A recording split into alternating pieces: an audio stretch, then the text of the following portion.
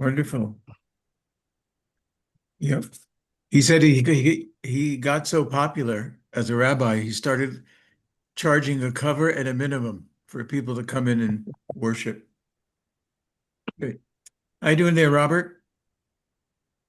Shalom, everyone. I'm doing well. Thank you. Shalom, shalom to you. Good. I'm glad you're all well. I'm glad you're Yes, here. sir. So we're going to start right now. Whoever comes will be with us, God willing. Today we're basically, I should have posted the link to the Chabad website.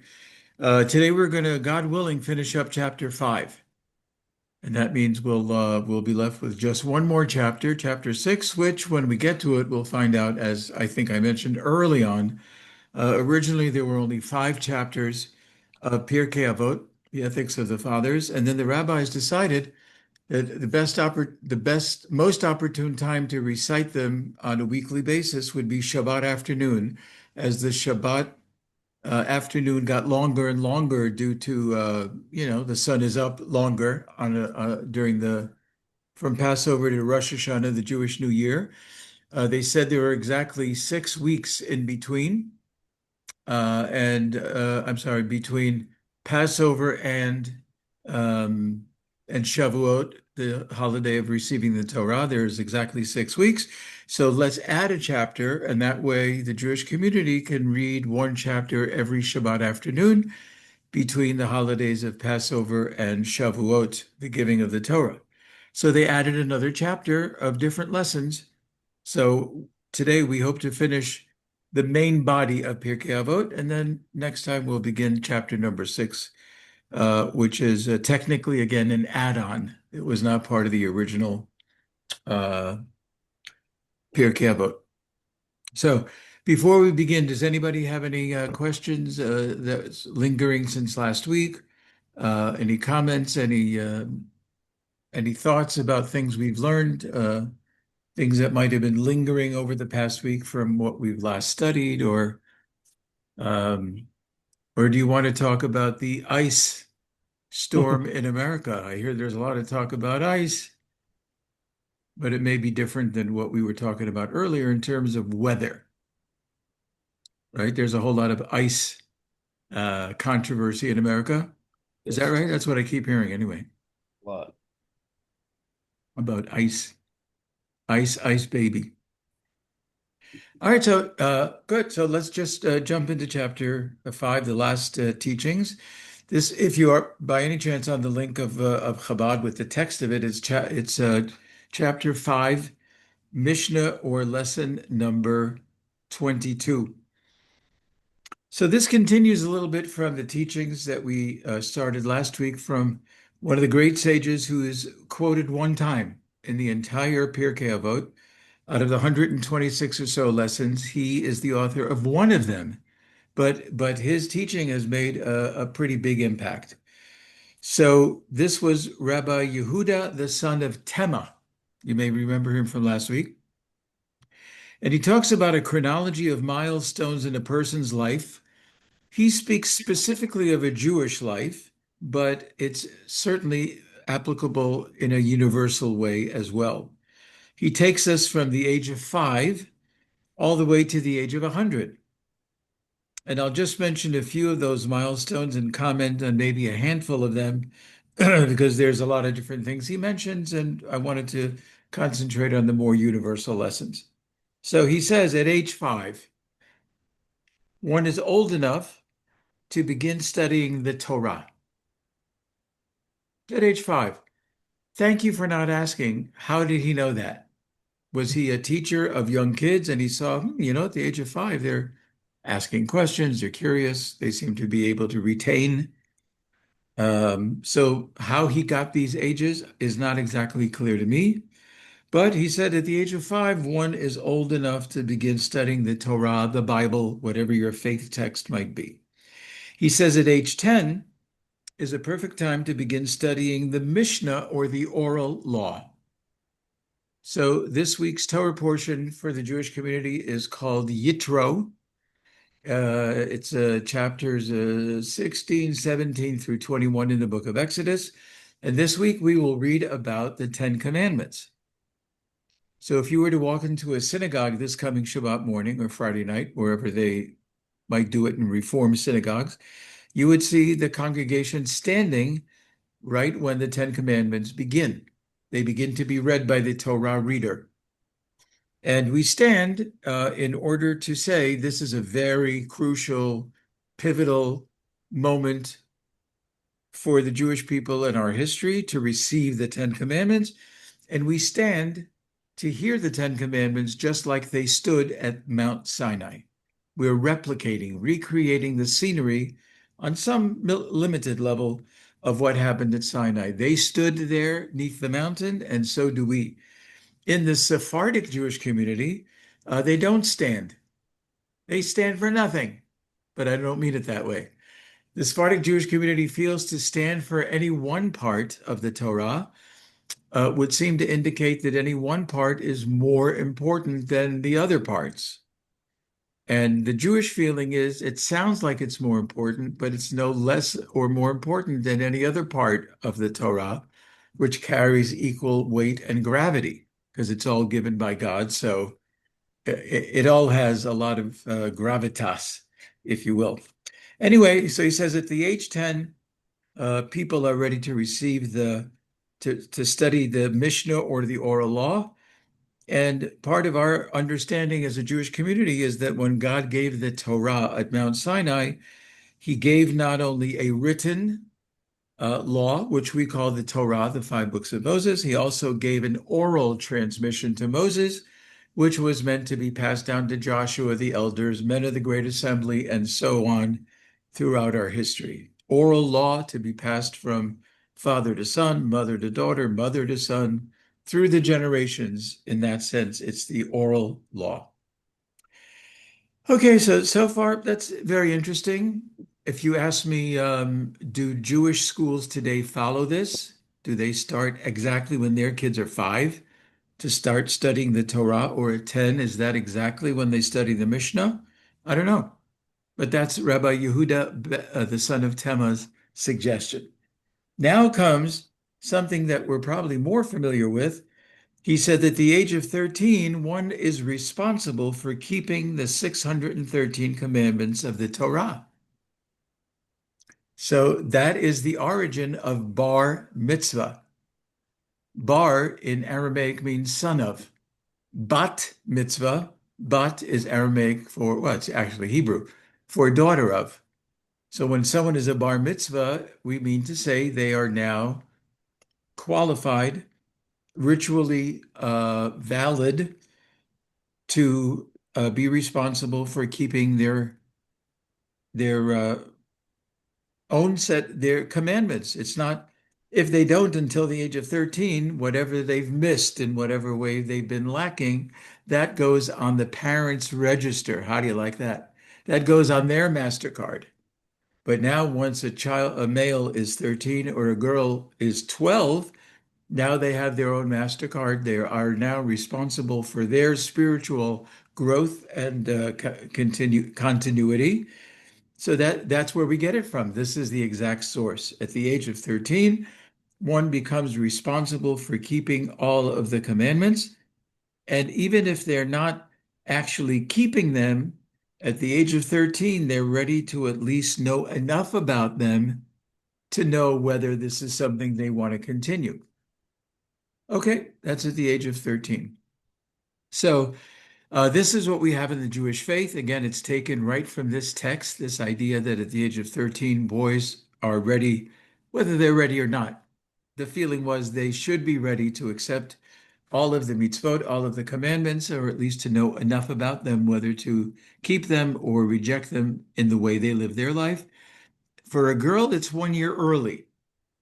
The understanding being that a girl generally develops quicker than a male child. She's more mature, matures quicker, etc. However, Rabbi Judah ben Tema says nothing about a bat mitzvah. Nothing, zero, less than zero.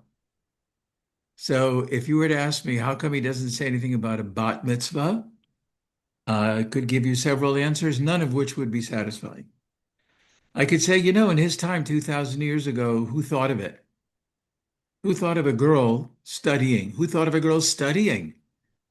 This may surprise you. Technically, according to most of our Jewish authorities, technically, a female has no obligation to study the Torah. Now, that every time I read it, I go, "What? What'd you just say? What? A whole half of the Jewish people has no obligation to study? What does that mean? Like, I don't even know what that could mean, or who thought of that." But, life was different 2,000 years ago. In a family of 12, let's say, the boys went to Hebrew school, afternoon school, or they might have gone to an all-day school. The education for the girls was not deemed as important until this great woman 100 years ago named Sarah Schneier, however you pronounce it. She said, fellas, it's time to make women and to give them the importance and to give them the stature that I'm going to get to just a second, Bob. It's time for the women to have that stature of also being required to be knowledgeable. So the rabbis conceded, yeah, let them be knowledgeable in the areas they need to be knowledgeable about, but otherwise, no. Since 100 years ago, with Sarah Schneer, history with women, women's study, etc., has changed drastically. So that even today, within some Orthodox circles, they have approval for having women rabbis, which is radical. And not everybody recognizes it. But there are great rabbis today who back the idea of not only women's education being required and necessary for women, Jewish education, but also to go as far as to say they ought to be recognized like rabbis as authorities in the areas that they study. It's been a long road to get to that point, and still not everybody agrees that this woman, she passed the test. She got everything that a male does to get their rabbinic degree. She passed it. She did it. In many cases, they do better than the boys, better than the men.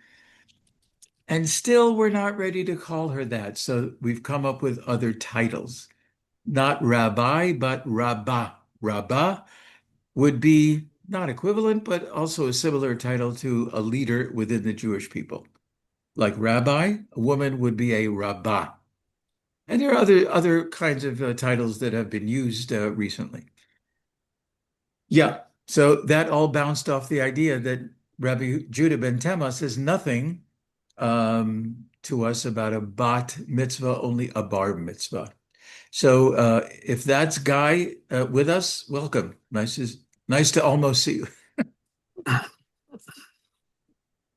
Okay, so Bob, you had a question. You had your hand up. Well, yeah. Before Sarah, how would they hold the women responsible to keep the number of commandments that are just specifically for them?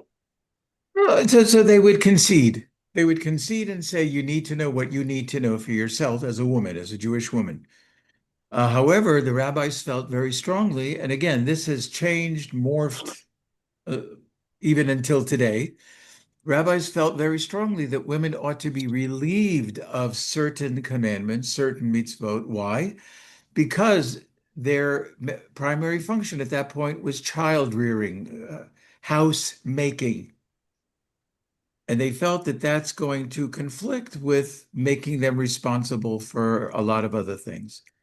So the rabbis of those generations relieved them of certain responsibilities and Jewish obligations, knowing that their primary obligation is as the anchor of the Jewish home, teaching the kids, um, you know, helping the husband. There's one quote from the Talmud which you may not like because I don't like it, so I assume nobody likes it. One quote from the Talmud that says something like, the primary way that a Jewish woman receives her credits for the world to come is by enabling her husband to do X, Y, and Z, enabling the husband to go in the morning for his worship. He couldn't do that if his wife wasn't at home with the kids. Or when she enables him to go to the house of study at night, or when she enables him to do this or that mitzvah, this or that commandment. That's one opinion, that's how she gets her credits into the world to come, is by how she can be a help and assist her husband in his obligations.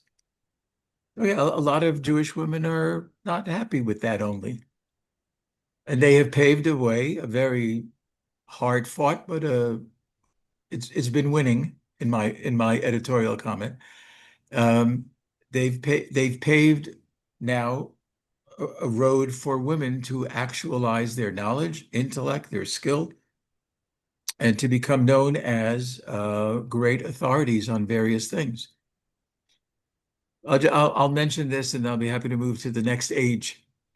Um, Over the last several years, there have been special women's seminaries, especially in Israel, that have trained women to deal with issues that only women have. Issues, conceptual issues, and physical, anatomical issues. Pardon the pun. Um, when you're menstruating as a woman, you need to know, when can you get back to relations with your husband? Well, there's a certain formula. You have to wait X amount of clean days, et cetera, et cetera. And very often, a woman might check herself to see what color her emission is, take it to the rabbi uh, anonymously, put that piece of cloth in an envelope, give it to the rabbi. He doesn't know whose it is. And he would say, according to the color I've seen, it looks like you have completed your cycle and you can now go to the mikvah, go to the ritual bath.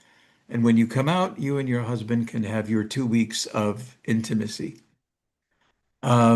So many women have been trained now, many, I'm talking hundreds, especially in Israel. They've been trained to be authorities in these kind of women to women areas, so they don't have to get a rabbi involved. It's easier with a woman. You're not as embarrassed. You're not whatever the idea is. So I remember reading an article by somebody who was the head of a big world famous yeshiva in Baltimore. I didn't know him personally because when we made Aliyah, we hadn't yet met. And he wrote an article about how that really is, uh, it's not the proper way to do it. And of course, he was challenged. What's better than a woman authority dealing with women and their specific issues? Whether it's the cycle or it's other kinds of issues that deal directly with women that ought to be adjudicated by other women in order to save the embarrassment. The other women have expertise in this area. And he just he X'd the idea, gave a lot of reasons that I don't feel are good reasons. Who am I to feel if they are? He's a greater man and a greater scholar than I am. But I'm mentioning it because that's to the extent to which still some people within the Orthodox community, some authorities will not budge on these kinds of issues, even though it makes total sense, and it helps other women to deal with women who are authorities in specific Jewish areas. And some rabbis will just not move away from that square. It was more than I wanted to say, but I think you get the idea. Um, yeah. All right. Let's move on to a few more milestones in a Jewish life, but again, could be universal lessons for other faiths as well. And that is to say that he now jumps from the age of 10 being the age of 13 being a time to accept the mitzvot, accept the commandments as a responsible practicing Jew. And now he continues in his chronology. The age of 15, now is the time to begin the study of the Talmud. Studying the Talmud is very different than studying the Torah or the Bible. It's a whole different ballgame. Need a whole different set of intellectual capabilities, etc. And 15 is the perfect time to start studying the Talmud. I think today it's done way earlier in many day schools and yeshivas. I think it's done way earlier, but that's what Rabbi Judah ben Tema suggests. Aha, at the age of 18, it's time to get married. That's what he says. Time to get married at the age of 18. I find that very interesting because he says at the age of 20, it's time to find a job. Now, it doesn't mean you can't do this earlier or later. He says this is a perfect time. And it makes me wonder between the ages of 18 when you're supposed to get married and 20 when you're supposed to find a job, who's supposed to support you? Right? There's a bit of a 2-year gap there. Who's supposed to support you after you get married at 18, but only 2 years later is a perfect time to find a job? I don't know the answer to that question. In today's in the very Orthodox communities today, it's almost a given that after the marriage, part of the marriage gift of the parents, the in-laws, etc., give to their children is to maybe buy them a house, buy them an apartment, rent them an apartment, give them a job for a year or two, support their wanting to study rather than, do other kinds of work. That's already, what is the French term? De rigueur? Is that the I don't use that often. Is that the French? It's almost accepted and expected that the couple is supported for X amount of years. But again, I don't know why the gap between time to get married at 18 and the age of 20, time to find a job. What are you doing for 2 years? What are they doing for 2 years to put food on the table? I don't really have a good answer to that question. At the age of 30, he says, you are now at your full strength. Okay. If you ask physicians today, will they say the same thing? Would they say, oh, 40 is the new 30, 50? Hard to know. But he says at 40, at 30, you're the age of full strength. At 40, you're the age of understanding, whatever that might mean. At the age of 50, you're old enough to start offering advice. The age of 50, people may start coming to you and saying, by the way, maybe you have some good advice about A, B, C, or D. So you're not just taking in information, but at the age of 50, you begin to start imparting information to others, offering guidance and advice, suggestions, etc. At the age of 60, you are at the point of maturity and wisdom. Isn't that nice? At the age of 60. Um, yeah. So have you ever heard of the name Rabbi Adin Steinsaltz? Does that name ring any bell? Rabbi Steinsaltz.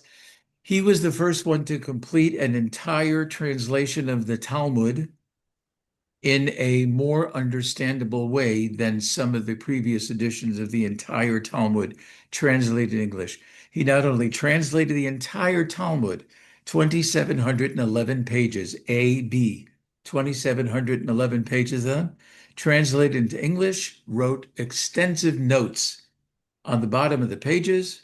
It's available in Hebrew. It's available in many languages, including English. And Rabbi Steinsaltz was the first one to ever have been published with that body of material by Random House. So it wasn't some Jewish publication house where they said, Harry, is the mimeograph machine still running? Oh, remember the mimeograph machines with that alcoholic smell? I don't know if you remember those. Random House, that's a biggie, right? They published it. That was considered to be a great celebration. I remember seeing clips of that. So Rabbi Steinsaltz has since passed away. He's written dozens of books, had major influence in the Jewish community. And on my 60th birthday, we met with him. Somehow got a way to have an appointment with him in Jerusalem.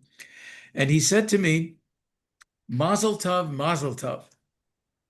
I said, thank you very much. What's the two mazel tovs? He says, mazel tov number one is that you turned 60. That's great. Beautiful. Mazel tov number two is that in the Bible, in the Torah, very often, if there's a punishment for any particular sin, sometimes it is the punishment of karet. Karet, which means you are cut off early from your people. That means you die at a surprising age. Let's put it that way. Surprising. What is that surprising age? 60.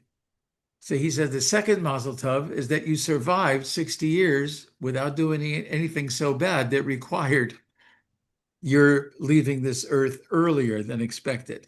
So that was the second mazel tov. They said, wow, you survived till 60. You must have been doing good things so far because you haven't been cut off from your people. I said, thank you very much. That was the age of 60. The age of 70, Rabbi Judah ben Tema says, you're now at a ripe old age. A ripe old age. I think today it's different. Here in Efrat, Wednesday mornings, I teach in a senior citizen center, day-care-ish. We have a lot of classes in the morning. I teach one of them on Wednesday mornings. One of the women there used to sing with the opera, I think it was in Chicago. She sang with the biggest names in opera, singing. Every few weeks, she still does an opera cantata, whatever you would call it, with the guy that teaches right before I teach. He's a musician, history of music. He plays them themed clips from various operas and whatever. And he plays along while she sings. And she is 95. She does not look like 95. She doesn't behave 95. If you heard her on the phone, she'd sound like a 40-year-old. And she's belting it out, all these operatic things, and nobody can hit the notes that she's hit. And actually, she sounds fabulous. Not just because she ekes it out. It's not like a violin bow against a skillet, where you go, please stop, please stop. Beautiful, pure notes. So to say that 70 is a ripe old age, I think for many people, it's much later today that you would consider them ripe and or old. Judah ben Tema at 80. Reaching this age shows that you have a strong and healthy body to have survived this so far. Did we need Rabbi Judah ben Tema to say this? Okay, I don't know. But at 80, wow, good for you. At 90, he says you're becoming bent over. So what does that mean? The physical posture you're bent over? Does it mean you've lived so much of life that you've experienced the good, the bad, the challenges, the blessings, and now you're bent over from life's experiences? Hard to know. The age of 100, you've lost so much of your health and mental faculties that you might as well be dead. Dead. Thank you. Right. You might as well be dead. I remember a rabbi I worked with in Baltimore. He used to have this whole anecdote about famous people, right? So when they first get to be heard about, we need somebody to entertain at our men's club annual fundraiser. Who do you think we ought to get? Blah, blah, blah, blah. Oh, that's a good name. That's a good name. That's a good name. How about John Doe? Oh, John Doe, I've heard a little bit about him. I don't know. Is he good? Is he good? John Doe? You've seen clips? Yeah, I don't know. John Doe becomes more popular. Now it's next year. By the way, is John Doe is he still available? Is he still performing? Oh, yeah. Oh, he's hotter than ever. If we could get him, we would rake in the money for this fundraiser for the Mets. Wow, John Doe. Can't even imagine he would even consider what we have to pay him. Next year, we gotta get John Doe. If we want to raise big bucks, we gotta get John Doe. So every year at the synagogue where I was working, they also had a day school of 1,000 children, K through 12. Every year was a fundraiser for the scholarship committee to be able to help kids whose parents couldn't afford the whole thing. So they held us one big evening. One evening, big names, big names. One evening we had Bill Cosby before we knew more about Bill Cosby. The guy that chaired it said Bill Cosby cost the most of any entertainer we've had. And they said, why are we having him if he's so expensive? He said, watch, just watch. In the end, he cost more than any entertainer they ever paid. They had more sponsors that night. They made more money than they ever made before with the most expensive entertainer. Why everybody said we gotta get Bill Cosby. And we did. And Oprah Winfrey came and a whole cascade of big names used to come every year. Anyway, so I mentioned this because this rabbi would continue his anecdote and he says, after a few years, um, somebody goes, hey, how about bringing John Doe back? He was great. We never raised that much money. He was fabulous. Yeah, but I hear he's not as good as the following year. Are we still talking about John Doe? By the way, is John Doe still alive? Is he still living? So we've gone to John Doe at the very beginning, just being a little spark in somebody's head, all the way to, I don't know, is he still alive? That's kind of like the trajectory of famous people. You just heard about a little bit, but then, whoa, now comes their biggest high points in their career. But like every other human being, you then begin to disappear from public view or whatever, and nobody even knows if you're alive or dead. And I'm imagining this is the way Judah ben Tema imagined the age of 100. At the age of 100, you got your problems, you got this and that. Nobody knows if you're with it or not. Nobody knows if you're alive or dead. And at the age of 100, you might as well be dead already because you're probably not contributing to anything worthwhile. Now, we can disagree on that, but this is his teaching.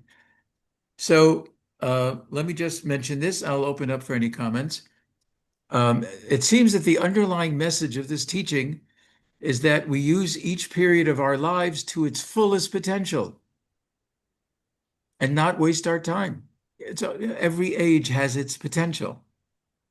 It's a great message. When a person loses something like money or other tangible belongings, there's always a chance, remote or otherwise, that you can get it back or find another one. But when time is lost, I don't even have to continue the sentence. When time is lost, it can never be replaced. Money can, other things can. What's her name? The great comedian that had so many facelifts, she was starting to look through her navel. Joan Rivers. You can replace a face, all kinds of work, little Play-Doh here and there, lift, tuck, separate. But time, once it comes, it goes right away. So each second is a one-time offer. And you make every moment count, every hour, every day. And Judah, the son of Tema, shakes us out of our complacency and our doldrums to recognize the relatively short span of life and use it in the most productive way possible. So that's basically what he says about life, dividing it into chunks that are perhaps attainable. I can tell you right now, I'm in my current age, and my wife, we talk a lot about uh, things we haven't done yet. What should we do? I mean, any one of us can step outside of our house, go to our car, and get sideswiped, and God forbid, God forbid. But, as the age increases, the more likelihood that you are here in Israel, they call it the third age. The third age is like 60 and above. That's like the third part of your life, if you will. So yeah, I think it's a great message. It reminds us that time is limited. It doesn't need to be a morbid thought. It can be a rejuvenating, inspiring thought. or lesson. Yeah, what haven't I done yet that I really would like to do? So now at my age, my wife is encouraging me to retire. It's not something I really want to do. My father passed away at the age of 90. He retired at 80. So I have a few years to go to that point. But yeah, every time I look at stuff, I say, "Oh, I'd like to immerse myself in this book." I went to a bookstore. I love that book, and I'd love to. But now I have to find the time to read the book that I really. It looks like it's very inspirational. But where you're going to find the time? Well, the answer is you make the time. So, do I have to retire fully? Not fully. I'm not anxious to retire. I don't think I'm ready to retire. I still think I have plenty to give, and I enjoy preparing for what I'm giving. And uh, it's very, very important to me. Anyway, so that's his general schedule of life broken up into its chunks. If you remember on the Today Show, Willard Scott, remember Willard Scott, right? Yes. He used to give birthday wishes to people who turned 100. Smuckers, remember the Smucker, the jelly and jam company, Smuckers? That's who sponsored that segment of the program. Today, Smuckers. We want to wish a happy 100th birthday to Lola, whoever, who 100. There's a picture of Lola. Sometimes Lola is like that 95-year-old opera singer. Sometimes Lola looks like a sack of potatoes she was just placed in a chair.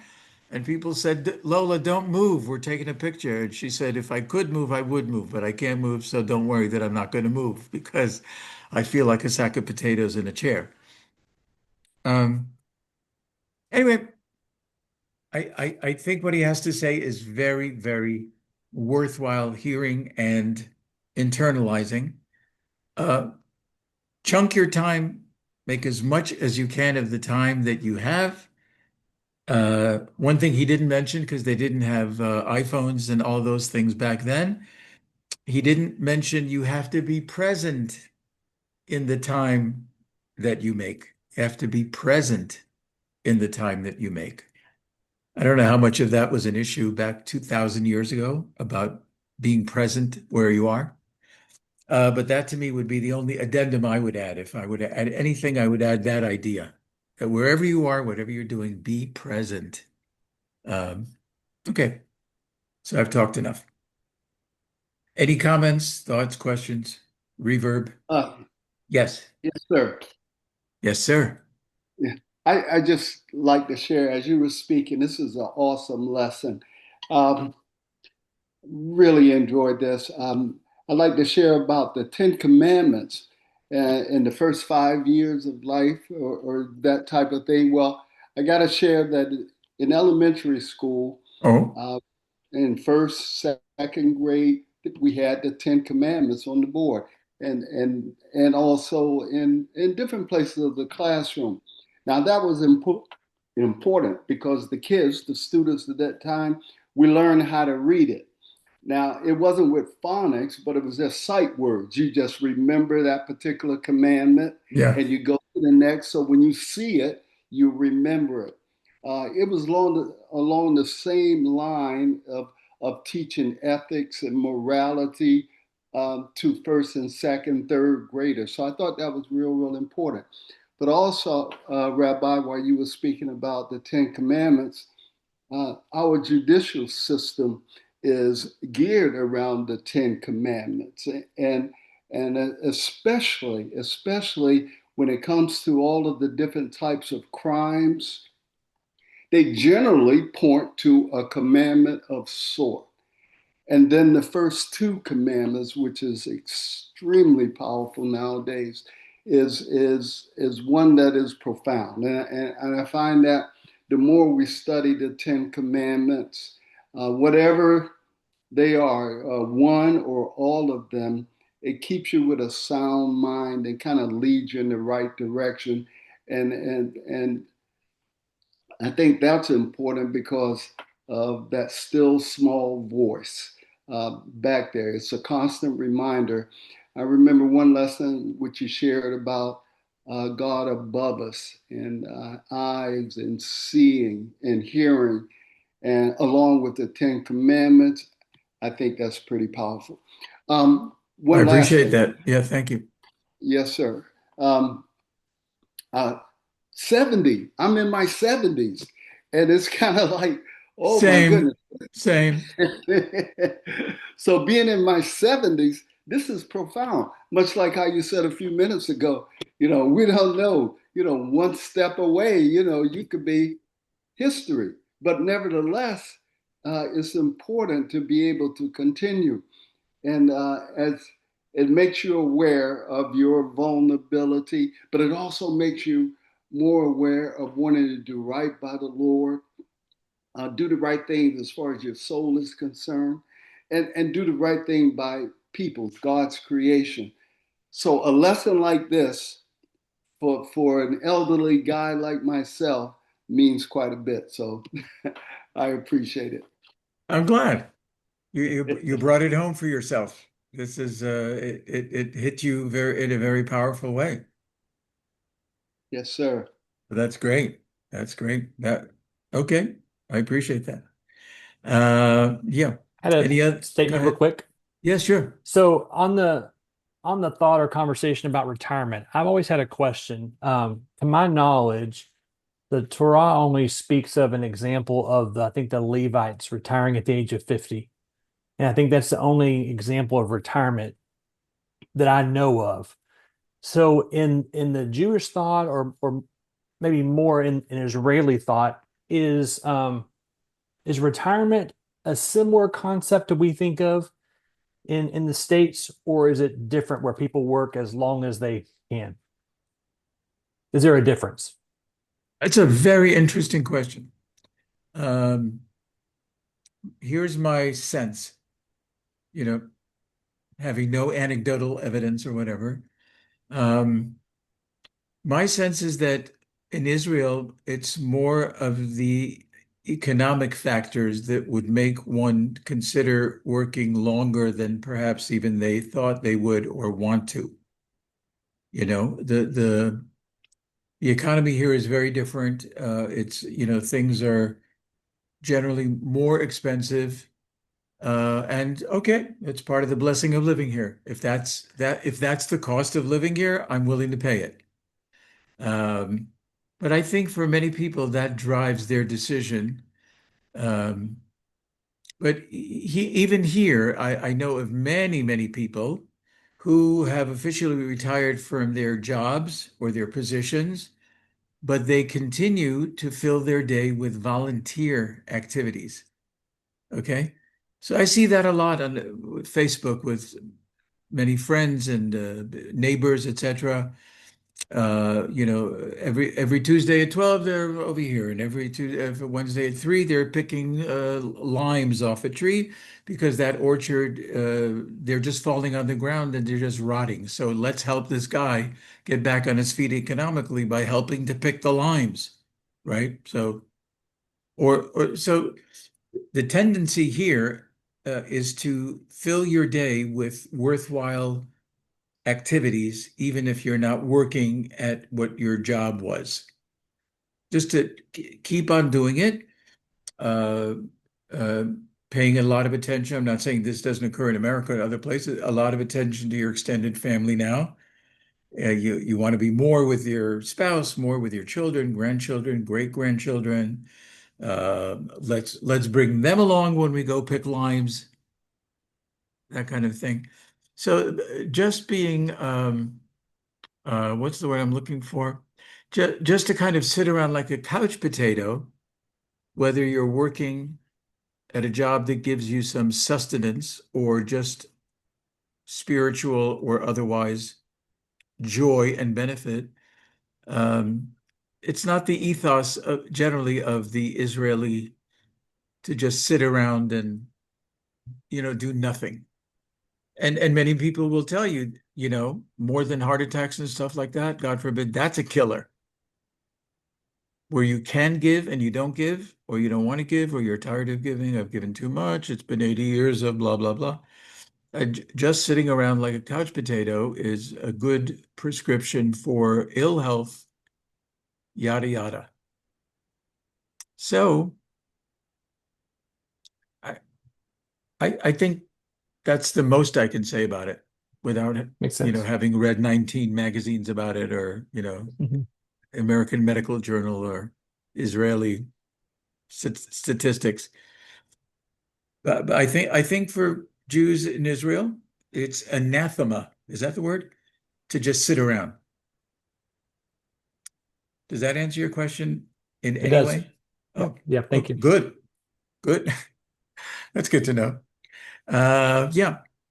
Any other thoughts you might have about this listing from Rabbi Judah ben Tema, chopping up years into chunks, maximizing what's there potentially at every stage of the game?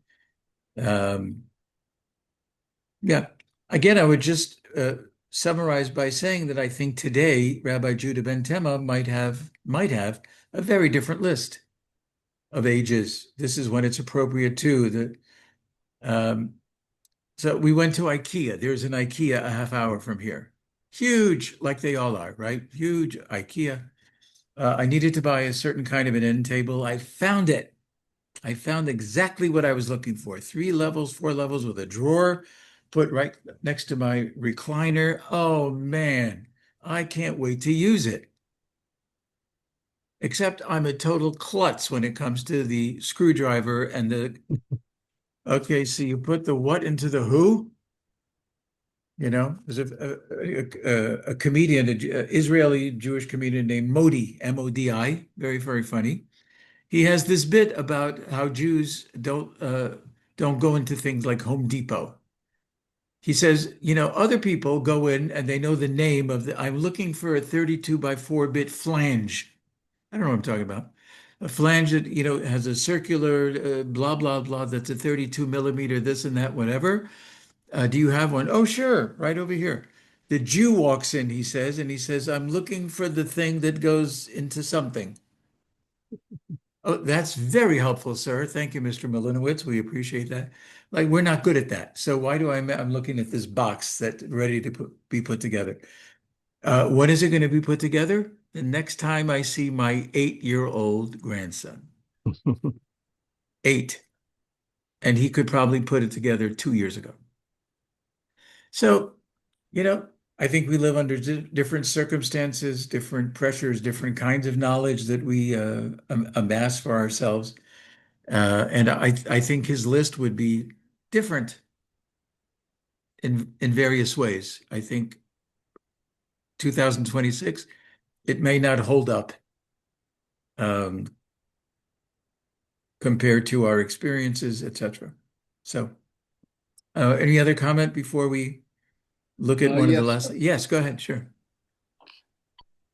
again, along that same line, I remember the three score and ten, the promised land, the 70 years, and then And by plus 10. yes, Okay, you get 10 more for reasonable health, yeah, but somewhere strength. else, If yes, somebody is strength, strong enough, they can reach 80.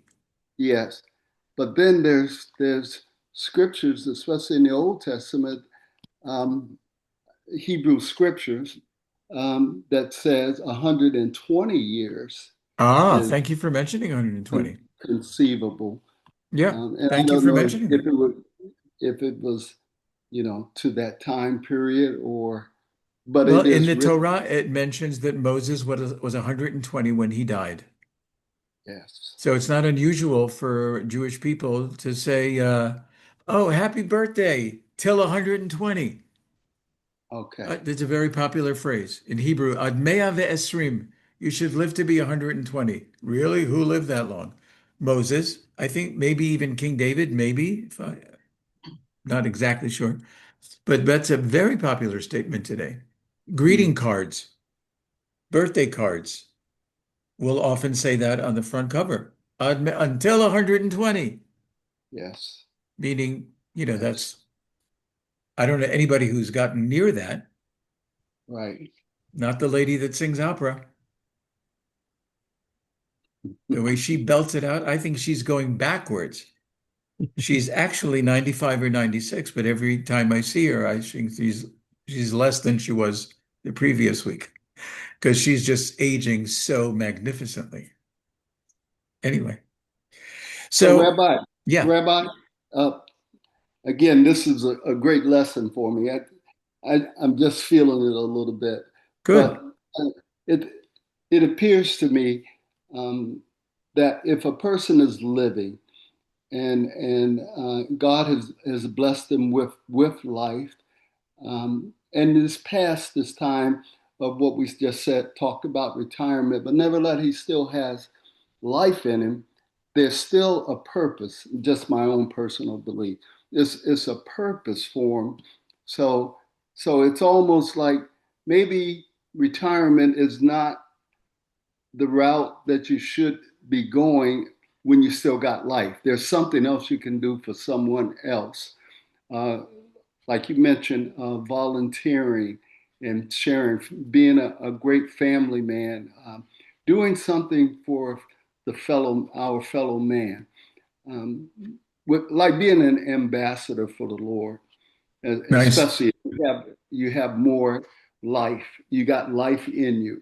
Yes. So, so again, this kind of lesson is good for the elderly like myself. See, I look at you. I don't see an elderly. Uh, well, No, I'm there, it's bro. not just it's not just a throwaway comment. I mean, you look, and we know each other, from having meals together and stuff like that. Yes. You look, young, vibrant.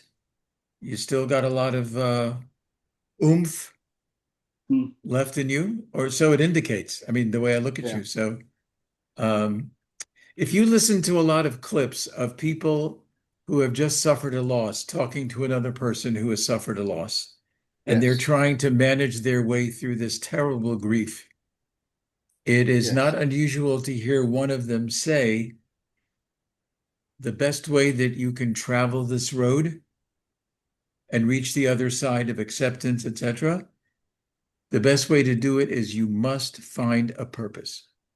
Amen.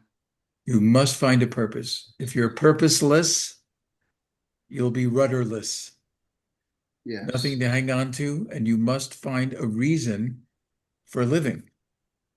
Every week I get together with, I mentioned probably Rabbi Leo D. 2.5 years ago, family went for a Passover vacation to the Jordan Valley. They had to go up north, and his wife and two of his five kids, two girls out of his five kids, were murdered by terrorists. Mm. That's almost half the family. Yes. And what he has given to other people, speeches, he's gone all over the world. He has access to you name it, in the Jewish world. If he wanted to Yes. make an appointment tomorrow with the prime minister, he could, because they know him. President of Israel, they know him. Other famous people within the Jewish world, they know him because they heard of that god-awful, terrible tragedy. And his message, when he goes around, he doesn't need notes anymore. I mean, it's all pouring out from his heart. And his main message is, if you're going through terrible grief, tragedy, challenge, etc., you must find a purpose. Yes. And that will channel whatever you feel into something that is a tribute to the people you lost, something that perpetuates their memory, perpetuates what was important to them.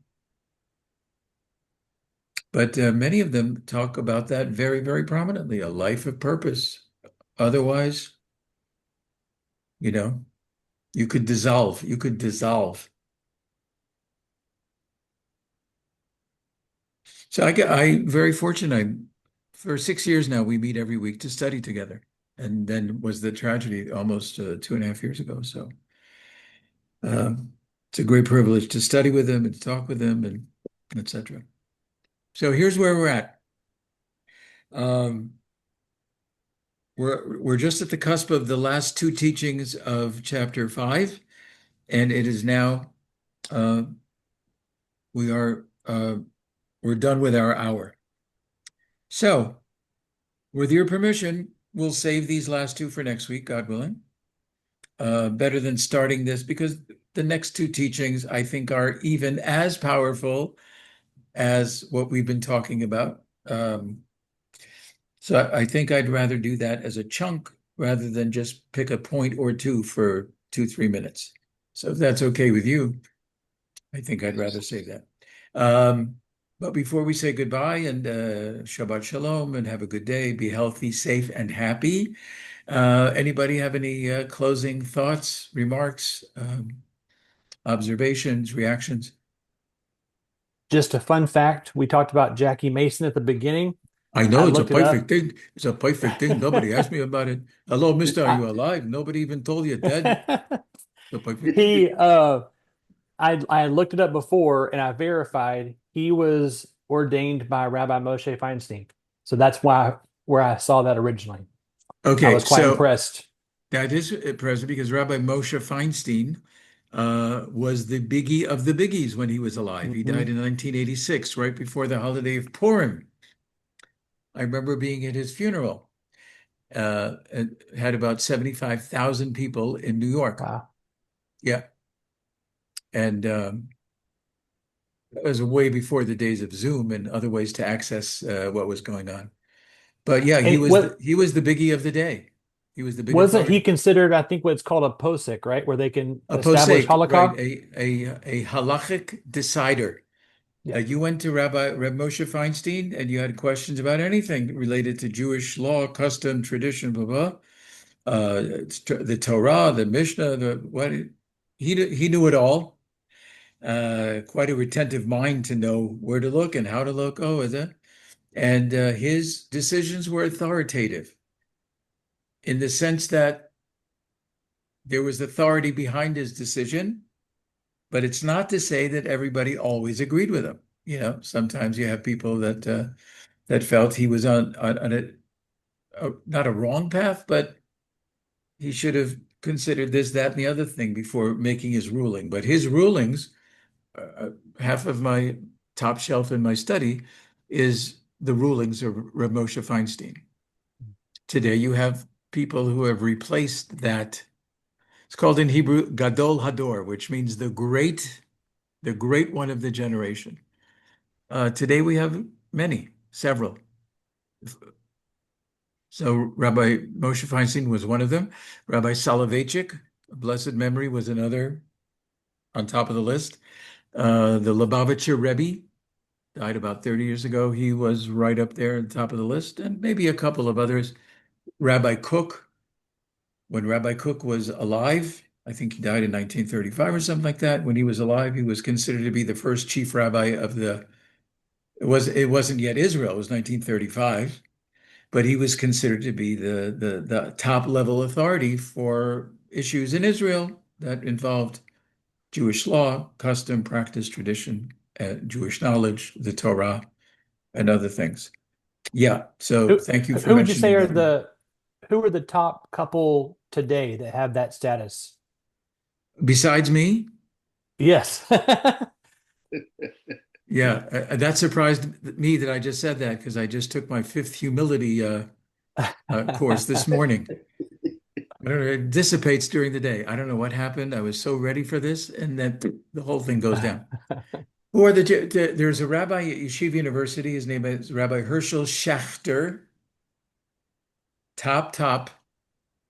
I think I've mentioned it before. He can give a 2.5 hour Talmud class, Jewish law class, mentioning 100 different sources with no paper in front of him. Wow. That's a level of accuracy. So he would be considered definitely one of them. There are other rabbis in Israel. If you were to ask me the chief rabbis of places like England, South Africa, where they have chief rabbis, the chief rabbis of Israel, Sephardi and Ashkenazi, would they be considered worldwide authorities? Not so sure. But who else besides Rabbi Herschel Schachter? That's a good question. Who are they? Years ago, you would have said the same three names I mentioned a few moments ago. Rabbi Soloveitchik, the Lubavitcher Rebbe, and Rabbi Moshe Feinstein. Is Rabbi Shalom Arush kind of thought of it that way? He's thought of that way within a certain piece of the pie. Yeah.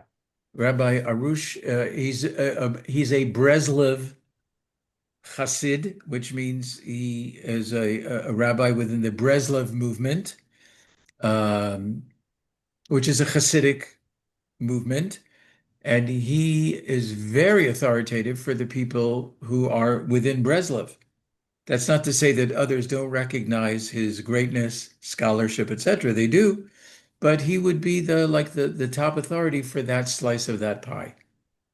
Are you thinking of any other names Makes sense. that you keep hearing? Um, Yitzhak Ginsburg. Yitzhak Ginsburg, also a very specific slice of the pie. He is more Chabad, he's more Lubavitch, written tons of books, tons of books. But again, he's the chief rabbi for that piece of the pie. So can you think of one more name that you keep hearing that might have Let's more see. For universal me, appeal or for me, universal and who recognition? I listen to would be Avraham Greenbaum. There's a name I'm not familiar with. Um, and then I also like Alona Nava. Ah, okay. So I'll say this and then we'll end. Rabbi Alon Anava, we've heard him. We brought him to Ma'ale Adumim when we were living there. We met with him in Tzfat, which for some reason in English is called Safed, which doesn't sound like Tzfat at all, but I don't know what that's all about. Anyway, people like Rabbi Ginsburg, Rabbi Alon Anava, who was the other one that you mentioned? Greenbaum, Greenbaum, Rabbi Anava, you mentioned Rabbi Arush. Arusha. Yeah. So there's a few within that world that are recognized as like a top authority for them within that world. But again, it's a piece of the pie. Not Reb Moshe universal. Feinstein was the pie, if you know what I'm saying. Yeah, that makes So sense. it's not to belittle the other ones, it's just that they appeal to a certain audience. Right. And my wife, who listens to a lot of these that you just mentioned, she might even know this rabbi. Was it Greenberg? Greenbaum? Greenbaum. Or she might be listening to him too. She could probably tell you the next three people. Now that you've mentioned those three, she could probably tell you the next three people that you probably also listen to, because they are in a specific kind of a category Yeah. with a specific message about inner workings, inner soul, deep, deep workings of the soul, Kabbalah, Mhm. etc., which was not necessarily where Rabbi Moshe Feinstein or Rabbi Steinsaltz, it wasn't necessarily their world. Not that it excluded it, but that's not where they were focused. Mhm. So, wow, very interesting Very questions good. today and comments. Really appreciate it. Okay, so listen, just be well. Thank you for being with us today. Really appreciate it. And God willing, we'll see you next Wednesday. Thank you. Okay, take Okay. care. Be well. All right, Shavua Tov. Shavua See you next Tov. week. Shavua Tov. Be well. Regards.